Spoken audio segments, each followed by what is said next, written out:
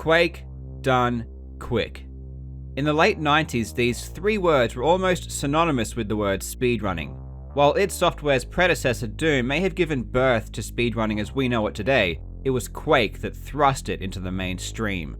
But what was once the shining star of speedrunning, Quake eventually faded from popularity. With franchises such as Mario and Zelda becoming the big names in town, Quake took a back seat. Recently, I found myself asking, what happened to Quake speedrunning? I set out to discover what became of arguably the most influential speedrunning game of all time. What I found was a game that facilitates some of the most complex and difficult movement in all of speedrunning. And to my delight, there is still a community of dedicated runners keeping the torch alight. In fact, in July of 2019, a speedrun was performed that may very well be the greatest Quake speedrun of all time. In order to fully appreciate this amazing new record, we are going to learn about the rich history leading up to this moment. Along the way, we will uncover and begin to understand the techniques that make this achievement so insanely difficult. So sit back and relax as we examine the world record progression of Quake's very first level, the Slipgate Complex.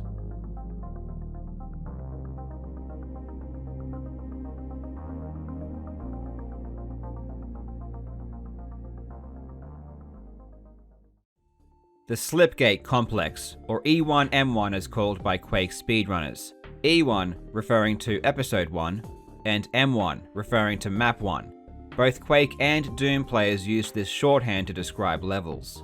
Before we jump into this iconic stage, I want to explain to you why Quake was so instrumental in building the popularity of speedrunning. By 1996, Doom had already established a pretty active speedrunning community. Naturally, with Quake being the next release from id Software, people were already excited about continuing that tradition and pushing the new game to its limits. Quake carried over a couple of very important features from Doom. The first was the end screen that showed the time in which the level was completed. This made real-time score tracking a breeze, and begged for competition to see who could complete each level in the lowest time. The second was the ability to immortalize runs by capturing inputs and storing them in the form of demos. These demos could be sent quickly over the internet and played back on any computer with Quake installed. Demos are amazing, and it's pretty awesome to be able to watch runs that are over 20 years old with such clarity. In the 90s, capturing videos from consoles was actually pretty difficult and usually resulted in poor quality. Video files are much larger than demo files, and because most internet users were on dial-up and wanted to keep file sizes small, videos were compressed to such an extent that their quality suffered tremendously.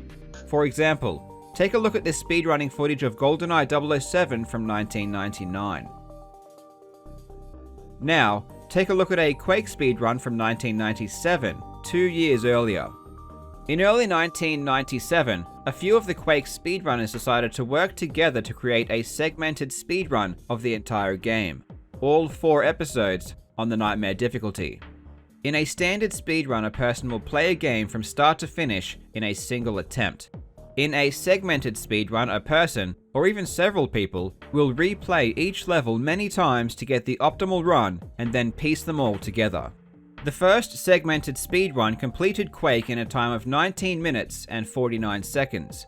The demo for this speedrun was converted into a video file and released under the title Quake Done Quick in June of 1997.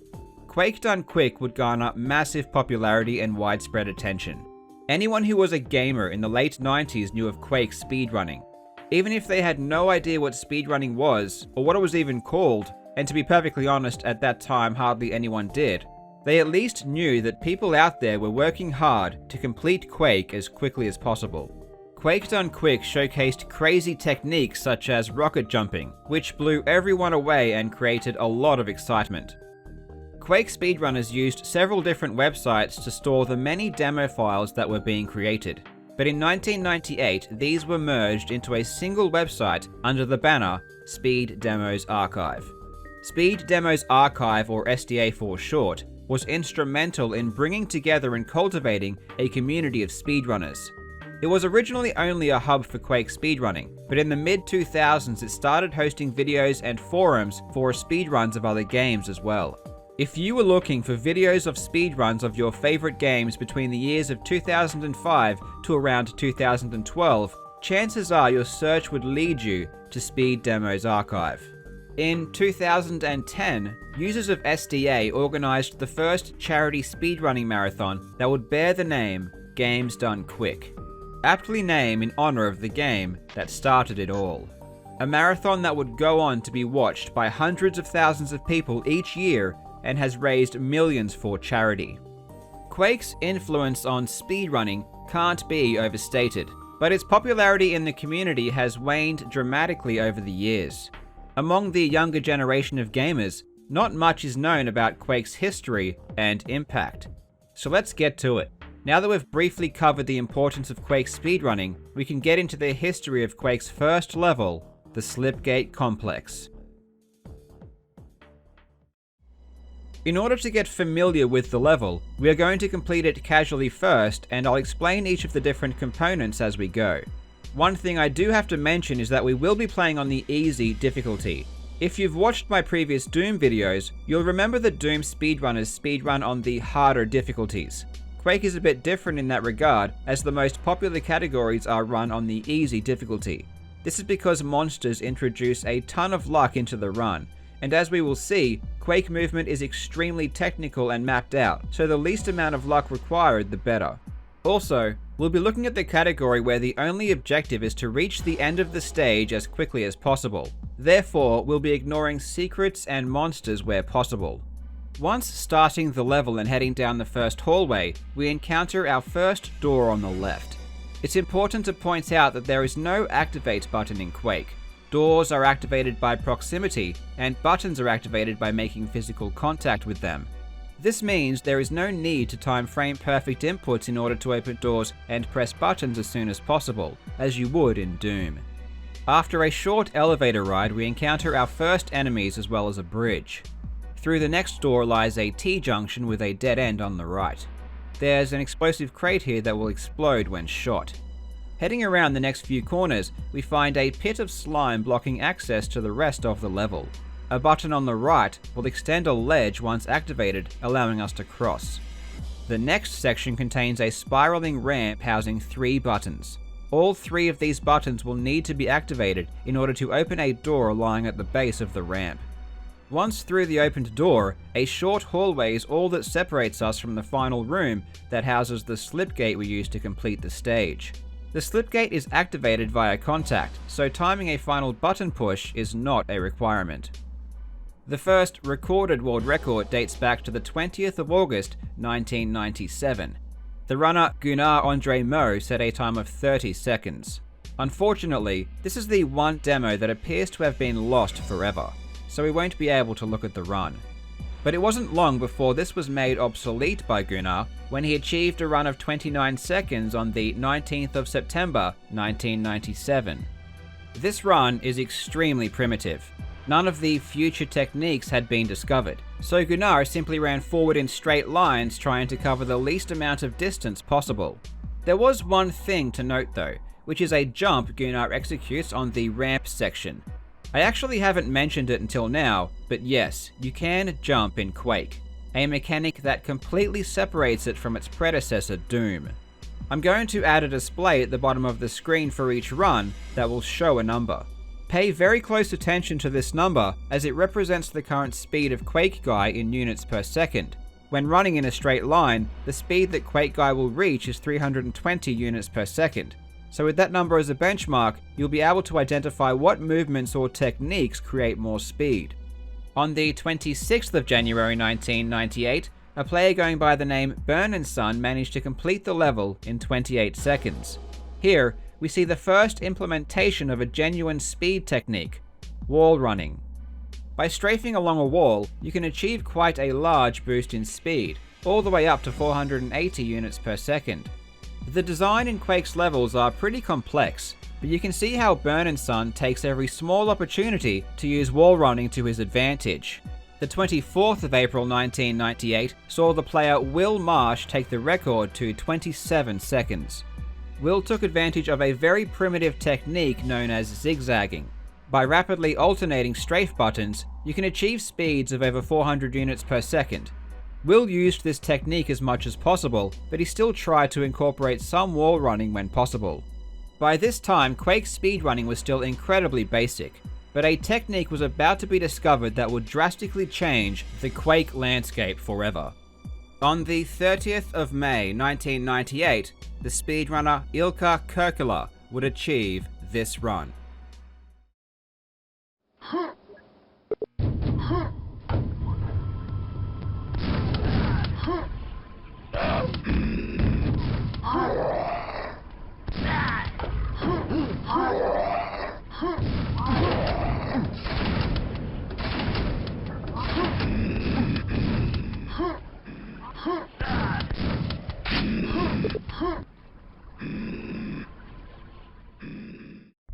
For the first time, even if albeit sparingly, the technique known as Strafe Jumping was used. Without going too far into an explanation of Quake movement mechanics, Strafe Jumping allows the player to attain a much higher speed. It was already known since at least 1997 that you can build speed by both strafing and turning the mouse in the direction of the strafe. But this wasn't necessarily all that helpful, given that as soon as you stopped turning, your speed would immediately drop back to 320 units per second due to the friction created by running along the ground. But you can abuse this mechanic by jumping at the end of the turn. While airborne, there is no friction applied to Quake Guy, meaning that he will keep the entirety of his speed at the moment he jumped. That is, of course, until his feet hit the ground. It's also possible to maintain some more of this speed gain by buffering the jump command, causing the player to jump as soon as he lands.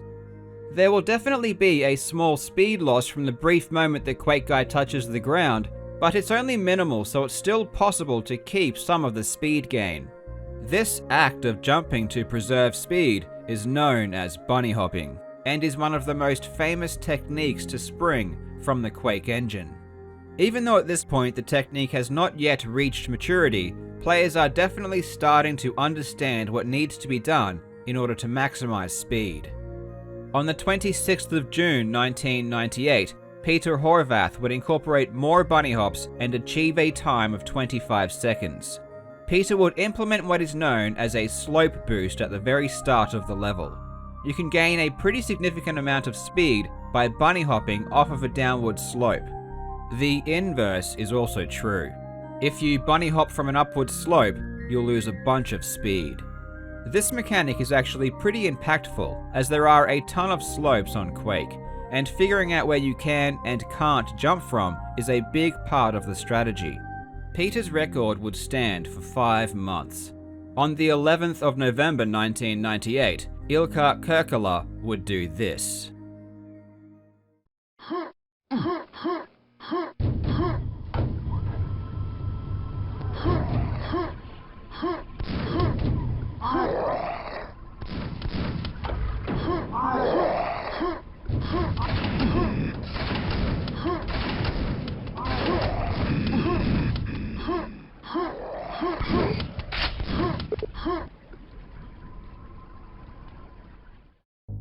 The movement in this run is a level beyond what we had previously seen, and for the first time we saw the implementation of a technique known as air strafing. We already know that turning while strafing can produce a gain in speed, and we know that as long as we are in the air, there is no friction to slow us down. But the one thing that isn't obvious is the fact that we can use turning and strafing to gain speed even while we are mid-air. If it's possible to gain speed while airborne, this should offset the drop in speed we encounter when we make brief contact with the ground, thereby continuously gaining speed through multiple jumps. In Ilkka's run of 24 seconds, he used air strafing around corners. This is the most intuitive place to execute this maneuver, as we are turning anyway. What isn't intuitive is being able to build speed with air strafing while traveling in straight lines. By using very precise timing, we can gain speed by alternating air strafes between left and right. One thing that can't be overstated is just how much skill is needed to perform air strafing optimally. Sure, it's reasonably easy to learn how to bunny hop and gain a decent amount of speed. It took me around 20 hours of practice to be able to get to this point. but to get the maximum amount of speed takes extreme precision. I have to be honest and say that before making this video, I had never learned Quake speedrunning techniques. When I watched speedruns of Quake, the jumping mechanic didn't seem that complex. But you really can't appreciate just how difficult good bunny hopping is until you try it, and I certainly did not have a grasp of what it truly takes. Attempting to do it in a straight line without any obstacles was already incredibly frustrating. Once I had become comfortable with that, I thought it would be pretty simple to apply it to E1M1 and start speedrunning. I was in for a very rude awakening though. When I began attempts, it seemed impossible to do anything within these small corridors, and a slight touch to a wall or an enemy results in a massive loss of speed. Speaking of enemies, I haven't yet pointed out the fact that they will ruin your runs a lot. Enemy pathing is random, and some of them move very quickly. They are large and blocky. If they get in your way, you're screwed. They also possess a high level of accuracy. It didn't seem to matter how good my movement was, getting shot seemed inevitable much of the time. Damage from enemies has incredible knockback, so getting a shot from the front will destroy your run. Ilka's run of 24 seconds would remain the record for 7 months. During this period, skills were steadily improving. On the 14th of June, 1999, Marcus Taipale would set a new benchmark with this run.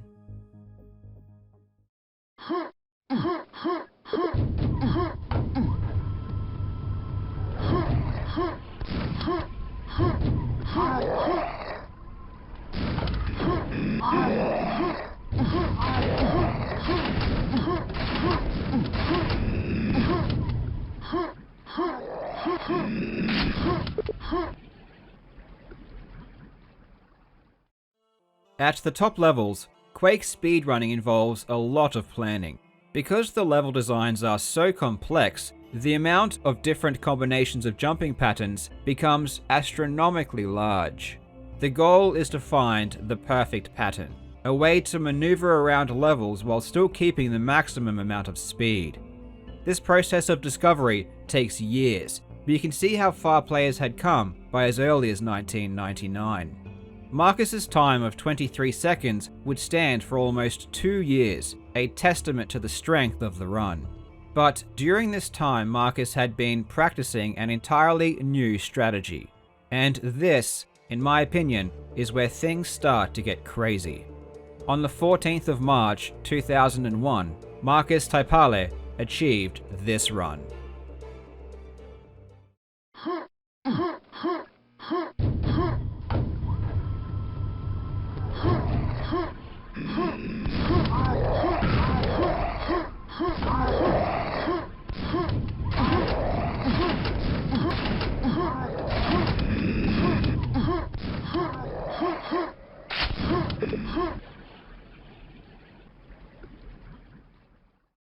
Earlier in the video, when we were first introducing ourselves to this level, I mentioned that there was an explosive crate that would explode when shot. The explosion from this box can be used to create tremendous speed. Quake's most flashy technique, rocket jumping, also owes itself to the same mechanic. The box boost is extremely precise. You have to be the perfect distance away when the box explodes. Too close and you die. Too far away and you won't gain enough speed. Players are required to do a quick 180 spin once past the box, shoot the box at the perfect moment, and then perform another 180 spin while simultaneously performing bunny hops to maintain speed. Marcus's run was good, but you can see how he lost a lot of speed during the button sequence due to an imperfect bunny hop pattern. So it did seem as though the run was not yet optimized. Marcus did add a slope boost at the base of the ramp after the button sequence, which provides a huge speed increase for the final section. Marcus wasn't the only player who had been busy mastering this strategy. Peter Horvath, who had previously set a new record on this stage almost 3 years ago, was still playing.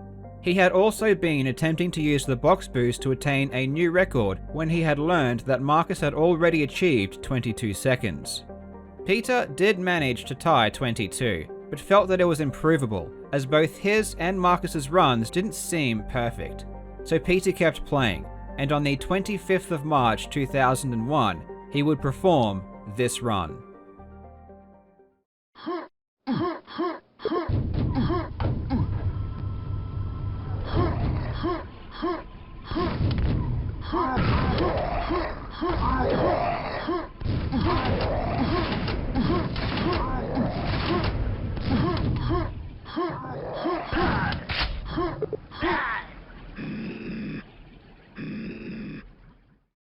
Peter's run of 21 seconds is absolutely incredible for the time it was set.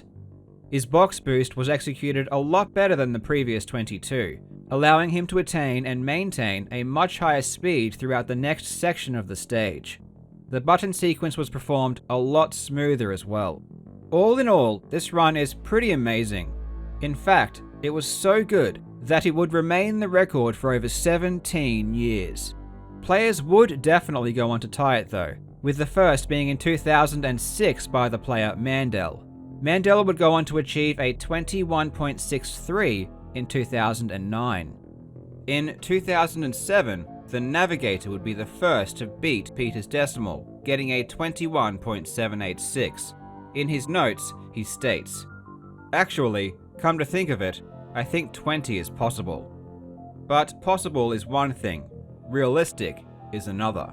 No real progress would be made on E1M1 until 2016, with the introduction of a new technique, power bunny hopping, or power bunnies for short. The knowledge of power bunnies had been around since at least the mid-2000s, but there is a reason it took a while for them to be implemented into the strategy. They are basically a much more precise and difficult version of the standard bunny hop. With normal bunny hopping, there is a loss of speed each time the player touches the ground. This speed loss creates a soft cap of just over 500 units per second. At this speed, the gain from air strafing is not more than the loss from friction. With power bunny hopping, you can negate a lot of this speed loss from friction by tapping the forward button at the moment Quake Guy hits the ground. This enables speeds of upwards of 600 units per second. With standard bunny hopping, the forward key is not held as this makes it impossible to airstrafe properly, making changes in direction difficult. The fact that power bunnies incorporate some use of the forward key means that airstrafing is indeed more difficult, so it is better used for straight passages. In fact, its use is comparable to SR50 in Doom. It offers a modest speed increase, but is difficult to implement into complex moving patterns. In 2016, the player Danu would show what was possible with power bunny hopping. He managed to tie the record of 21 seconds, without using the barrel boost at all. This heavily hinted at the feasibility of the record going lower, if both pieces could fit together into a single run. Several more players would go on to match the 21 without the use of the explosive box. One of these players was a man by the name of Connie Wernerson, who goes by the pseudonym Jukebox. Connie was already pretty experienced with E1M1, and after attaining the 21 without the boost, he knew he could push it lower. 17.5 years after the original 21 was set, on the 19th of August 2018, Jukebox achieved this run.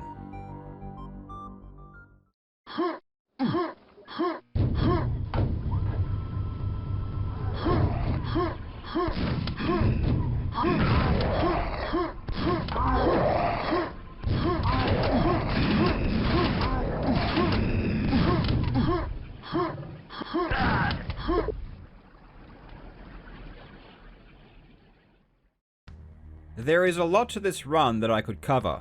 If I were to explain every single detail going on in this record, this video would be 2 hours long. There are very subtle maneuvers being executed at every step. At the very beginning of the level, the slope boost is particularly precise. If you land where the flat ground and the slope meet, you can reap the benefits of the speed increase, while also retaining the ability to do a jump at full height. Normally, when bunny hopping from a slope, some of the vertical momentum of the jump is transferred into horizontal speed, so some height is sacrificed.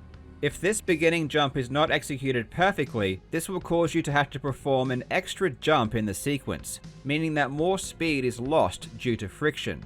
This maneuver only saves around 0.2 of a second, but in runs this optimized, it's a big deal.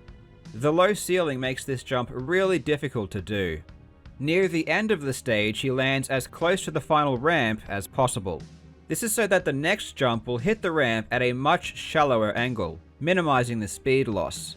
This is because the angle at which you hit the ramp will affect how great of an impact an upward or downward slope will have on your speed. You'll notice that after the box boost, players will go out fairly wide as they navigate the next few corners. This is due to the layout of the floor, and the fact that it is separated into different levels. Quake Guy cannot clear more than 2 of these stairs with a single jump, and given that it's impossible to bunny hop off stairs and maintain speed, we can only use specific areas to land and still continue the bunny hop pattern. Jukebox's run of 20 seconds is really good, but it's still not perfect. He knew almost immediately there were still areas that screamed for improvement. In an ideal run, bunny hopping will remain continuous for the entire stage. Bunny hopping is how we can take full advantage of the speed we have created through various techniques. As soon as you stop jumping, you'll lose all of the extra speed you have accumulated.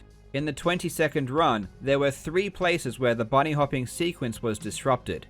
The first was in the elevator at the start of the level. It's pretty safe to say that stopping here is unavoidable, as we need to wait for the lift to lower enough to exit. The second instance was before the box boost. This is to help set up the boost correctly to take full advantage of it.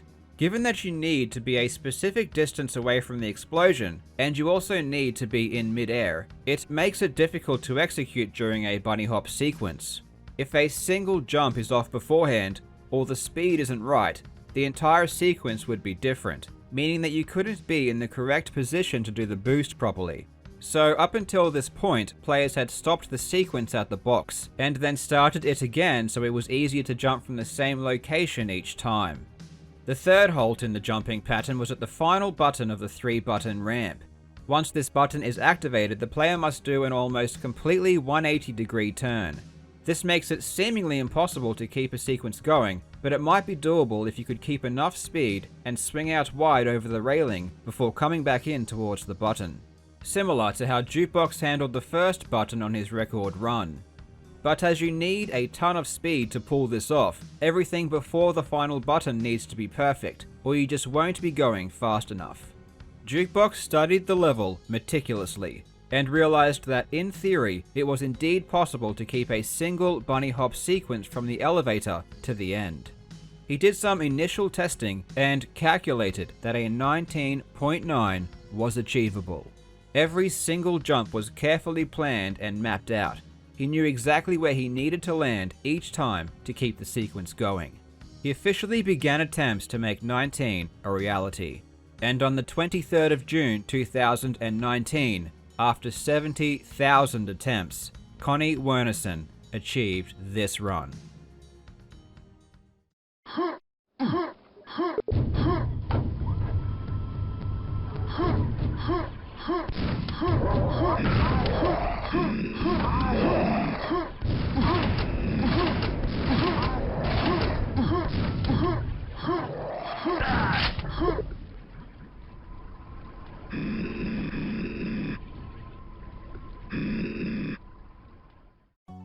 This run is simply amazing. A single bunny hop sequence was maintained from the elevator until the very end of the stage. It is just mind-blowing how much precision is needed to be able to keep a bunny hop sequence going, while at the same time spinning 180 degrees to shoot the explosive crate, and keep everything together while being boosted to insane speeds. The button sequence was executed flawlessly, and Jukebox makes this look much easier than it really is. This truly is one of the most perfect runs in Quake history. For all intents and purposes, this is as low as the record can go. Barring some major strategy development, the record is going to remain 19 for a long, long time. Now I offer you a challenge. I managed to beat the Slipgate Complex in 25 seconds. If you're up for a bit of friendly competition, grab a copy of Quake and see if you can do better. If you manage to beat my time, post the video or demo in my Discord and I'll put your name in the next video. I will also randomly select a run to play during the video as well. I think you will get a lot more appreciation for the runs highlighted in this video when you try to speedrun Quake yourself. Let me know in the comments if you enjoyed this video and you'd like to see more Quake speedrunning content. Quake has one of the most storied histories in all of speedrunning, and it's a shame that it's not as popular as it was 20 years ago. Maybe this will change. Thank you so much for watching, you absolute legends. I hope you are having a fantastic day, and I will see you in the next video.